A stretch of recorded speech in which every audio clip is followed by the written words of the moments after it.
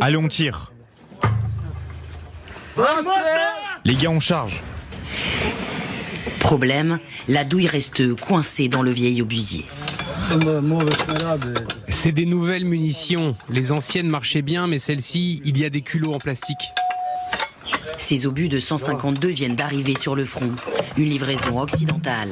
Des munitions étonnamment moins efficaces que les soviétiques.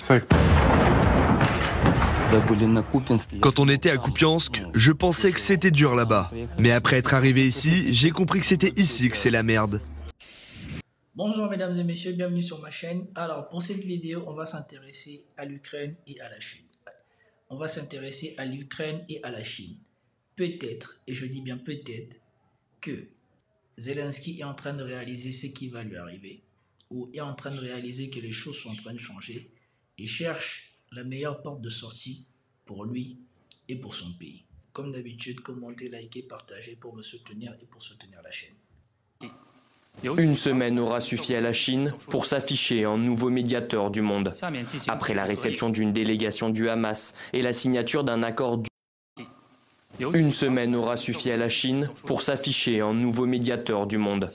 Après la réception d'une délégation du Hamas et la signature d'un accord d'unité nationale avec d'autres organisations palestiniennes, c'est au tour de l'Ukraine d'être reçue à Pékin. Dmytro Kuleba, chef de la diplomatie ukrainienne, a rencontré son homologue chinois. Un objectif, engager un dialogue direct. L'Ukraine souhaite suivre la voie de la paix, du redressement et du développement. Je suis convaincu qu'il s'agit là de priorités stratégiques que nous partageons avec la Chine. Ce nouveau costume de médiateur, la Chine l'endosse volontiers. Au Moyen-Orient, Pékin a choisi son camp, le soutien à la cause palestinienne. Cette position, elle permet à Pékin de s'attirer les faveurs des dirigeants de la région, mais surtout de se distinguer de la diplomatie américaine pro-israélienne, l'éternelle rivale. La Chine est prête à renforcer la communication entre toutes les parties concernées et à jouer un rôle constructif dans le maintien de la paix et de la stabilité au Moyen-Orient. L'initiative est même saluée par les institutions internationales. Je voudrais également ajouter que le secrétaire général apprécie bien sûr les efforts déployés par la République populaire de Chine ainsi que les efforts d'autres pays impliqués dans la facilitation du processus. Situation différente mais révélatrice en ce qui concerne l'Ukraine. Allié historique de Moscou, la Chine semble aujourd'hui prendre ses distances. Les sanctions occidentales qui condamnent les pays qui marchandent avec la Russie ont lourdement ralenti son économie et fait baisser ses exportations.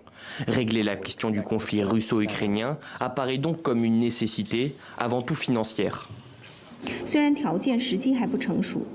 que les conditions ne soient pas encore idéales, nous soutenons tous les efforts qui contribueront à la paix.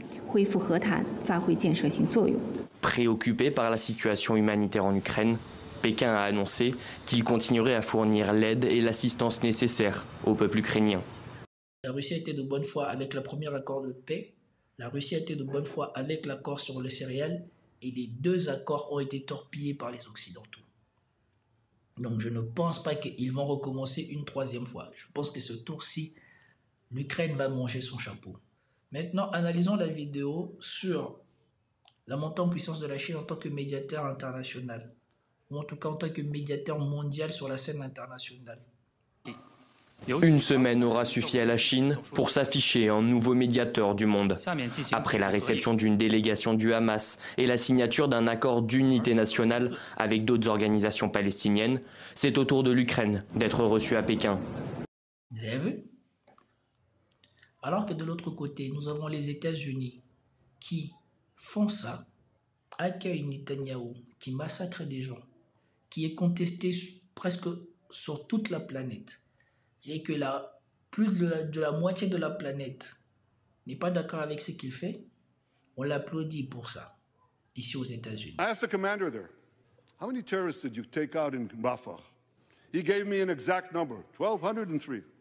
I asked him, how many civilians were killed? He said, Prime Minister, practically none, with the exception of a single incident where shrapnel from a bomb hit a Hamas weapons depot and unintentionally killed 24 people? The answer is practically none. You want to know why? because Israel got the civilians out of harm's way, something people said we could never do, but we did it.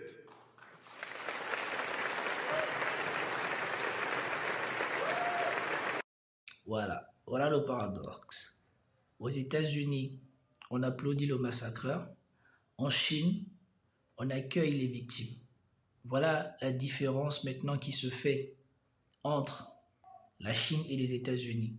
Voilà comment nous avons un retournement des forces ou de perception de force qui est en train de s'opérer sur la scène internationale. Et souvenez-vous de ce ministre des Affaires étrangères ukrainien, comment il était sûr de lui sur le fait que son pays allait faire plier la Russie. C'est au tour de l'Ukraine d'être reçue à Pékin. Dmytro Kuleba, chef de la diplomatie ukrainienne, a rencontré son homologue chinois. Un objectif, engager un dialogue direct. L'Ukraine souhaite suivre la voie de la paix, du redressement et du développement. Je suis convaincu qu'il s'agit là de priorités stratégiques que nous partageons avec la Chine. Ce nouveau costume de médiateur, la Chine. L'Ukraine souhaite suivre le chemin de la paix et du développement. Pendant 2 ans, ce n'est pas le discours qu'il a tenu. Il avait un discours martial guerrier. Il pensait qu'avec l'aide des Occidentaux, de l'OTAN et des États-Unis, ils allaient faire plier la Russie. Maintenant, pourquoi ils viennent vers la Chine? Parce qu'ils savent que dans la position dans laquelle ils sont, s'il y a négociation, ils n'auront pas leur mot à dire. Parce qu'on leur a laissé tout le temps pour pouvoir avoir leur mot à dire. Ils avaient refusé. Et que maintenant, même avec l'aide des Occidentaux, ils n'arriveront pas à la table de négociation en étant en position de force. Ils le savent. La réalité leur saute aux yeux. Donc, il faut qu'ils aillent vers quelqu'un en qui la Russie a en confiance. Et donc, ils vont vers la Chine. Pourquoi? Parce que souvenez-vous, les accords de Minsk ont été torpillés par les Occidentaux. Les accords, le premier accord de paix, quand le conflit a commencé, ont été torpillés par les Occidentaux. L'accord sur les céréales a été torpillé par les Occidentaux. Donc les Occidentaux ne sont plus crédibles pour faire une négociation, ou en tout cas pour être l'intermédiaire de négociation entre la Russie et l'Ukraine. Et si jamais ça devait se faire avec les Occidentaux, même les Occidentaux seront en position de faiblesse à cause de ce qu'ils ont fait dans le passé. Et donc, la seule manière d'avoir un intermédiaire crédible et en qui la Russie peut avoir confiance et peut-être écouter les doléances, c'est la Chine. Voilà comment et pourquoi les choses sont en train de changer, petit à petit. La Chine l'endosse volontiers. Au Moyen-Orient, Pékin a choisi son camp, le soutien à la cause palestinienne. Cette position, elle permet à Pékin de s'attirer les faveurs des dirigeants de la région, mais surtout de se distinguer de la diplomatie américaine pro-israélienne, l'éternelle rivale. Sur la chaîne TV5 Monde, on pointe du doigt la politique pro-israélienne des États-Unis. Mais la France, le Royaume-Uni, ne font-ils pas pareil? Pourquoi on les laisse de côté? Il faut surtout dire, les pays membres du Conseil de sécurité, les pays occidentaux membres du Conseil de sécurité sont pro-israéliens. L'Espagne encore essaye de faire la part des choses, mais surtout dans le conflit à Gaza, la France, le Royaume-Uni sont pro-israéliens. Ou en tout cas ne font rien pour empêcher Israël de faire ce qu'il fait là-bas. La Chine est prête à renforcer la communication entre toutes les parties concernées et à jouer un rôle constructif dans le maintien de la paix et de la stabilité au Moyen-Orient. L'initiative est même saluée par les institutions internationales. Je voudrais également ajouter que le secrétaire général apprécie bien sûr les efforts déployés par la République populaire de Chine ainsi que les efforts d'autres pays impliqués dans la facilitation du processus. Situation différente mais révélatrice en ce qui concerne l'Ukraine, allié historique. Ouais, même à l'ONU maintenant, on voit la Chine d'un bon œil. On voit la Chine maintenant comme un médiateur de paix, le comble. Le gendarme du monde, le défenseur du monde libre, est devenu aujourd'hui un bourreau. De Moscou, la Chine semble aujourd'hui prendre ses distances. Les sanctions occidentales qui condamnent les pays qui marchandent avec la Russie ont lourdement ralenti son économie et fait baisser ses exportations. Régler la question du conflit russo-ukrainien apparaît donc comme une nécessité, avant tout financière.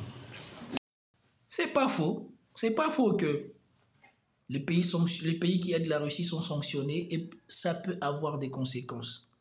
Mais ici, on sait bien que ça, c'est de la désinformation. 1. La Chine ne prend pas ses distances avec la Russie. 2. Les Européens qui ont désindustrialisé leur continent au profit de la Chine, aujourd'hui qu'ils sont dévancés par la Chine sur le domaine des voitures électriques parce qu'ils veulent faire la transition écologique, parce qu'ils ont décidé qu'à partir de 2035, il n'y aurait plus de voitures à propulsion produite en Europe. Maintenant, ils essayent de mettre la pression à la Chine au niveau de ses exportations vers l'Europe. Ils essayent de limiter les exportations de véhicules électriques chinois en Europe en voulant forcer la Chine à venir réindustrialiser son industrie de voitures électriques en Europe. Voilà le principal tension qu'il y a en ce moment entre l'UE et l'Europe, entre la Chine et l'Europe et entre la Chine et les États-Unis. La Chine a pris de l'avance sur le domaine des voitures électriques. Elle arrive à produire ses voitures en Chine et à les exporter et malgré ça, à les vendre moins cher que Tesla et les Européens. Ça leur fout les boules et c'est pour cela que maintenant ils s'attaquent à la Chine. Ils ne s'attaquent pas à la Chine à cause de la guerre en Ukraine. Eux-mêmes, ils sont fatigués de la guerre en Ukraine. Mais dans les infos, on ne va pas vous le dire comme ça. On ne va pas vous dire que voilà, on vous a appauvri pendant les 20 dernières années au profit de la Chine et maintenant, on ne veut pas non plus que la Chine nous fasse perdre de l'argent en venant vendre des voitures moins chères chez nous. C'est ça qu'ils ne veulent pas vous dire. Bien que les conditions ne soient pas encore idéales, nous soutenons tous les efforts qui contribueront à la paix. Préoccupé par la situation humanitaire en Ukraine, Pékin a annoncé qu'il continuerait à fournir l'aide et l'assistance nécessaires au peuple ukrainien. Vous avez entendu le discours? Préoccupée par la situation humanitaire en Ukraine, elle fournira l'aide nécessaire. Il n'y a pas de surenchère ici, dans les discours de Pékin. Il n'y a pas on va alimenter la guerre, il n'y a pas de tout ça. Voilà comment les enjeux sont en train de changer entre les États-Unis et la Chine. Mais dans les médias occidentaux, c'est normal, c'est de bonne guerre. On ne peut pas présenter cette situation de manière défavorable à soi-même. Il faut bien qu'on dise que voilà, il y a des raisons objectives qui font que la Chine veut devenir médiateur ou que la Chine veut aider l'Ukraine. C'est parce que nous, on l'a sanctionnée. C'est pas parce qu'elle veut affirmer sa puissance, non. C'est parce que nous, on l'a sanctionnée. C'est pour cela qu'elle fait ça. En tout cas, c'était tout pour cette vidéo. J'espère que vous avez apprécié. Si vous avez apprécié, commentez, likez, partagez et je vous dis à plus tard. Peace out.